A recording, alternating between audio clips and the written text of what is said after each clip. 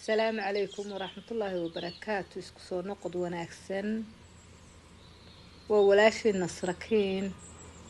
maanta waxa idin wadaa sharaab yar sidaad ogtiin kulaylihii baa soo galay waa la iskaga baahan yahay in la iska cabo sharaab yar ama casiir sidaad u taqaaniin xabad burtuqaalan soo qaato soo jarjartay oo ku rida khalaadkii iyo xabad baytaraafa maanta sharaabkeena ama casiirkeena wuxuu yahay xabad badruuda ama baytaraaf sida u wada taqaaniin ayaan isku ridqayaa bilaa sonkor looma baahna sidaad ogtiin burtuqaashu ama liin macaantu waxay leedahay vitamin C aad u badan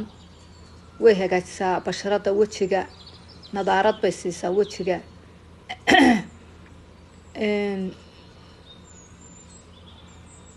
badruudku ama baytaraafku isaguna wuxuu leeyahay potassium iyo vitamino badan baa ku jira runtii markaa sonkor laguma daray qofku doonaya uu ku darsanay laakiin waxa fiican iyadoo bilaa sonkor kulli sharaabka lagu cabo bilaa sonkor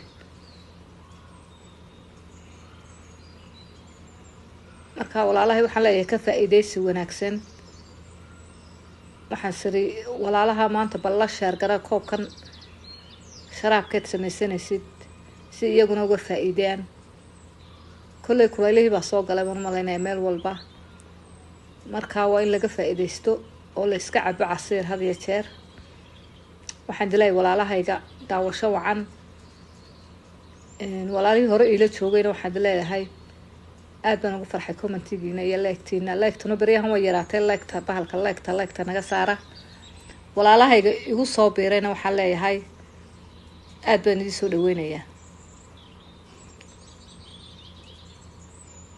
markaa walaashii nasrakiin wataa radqatay koobkeeda ku shubanaysa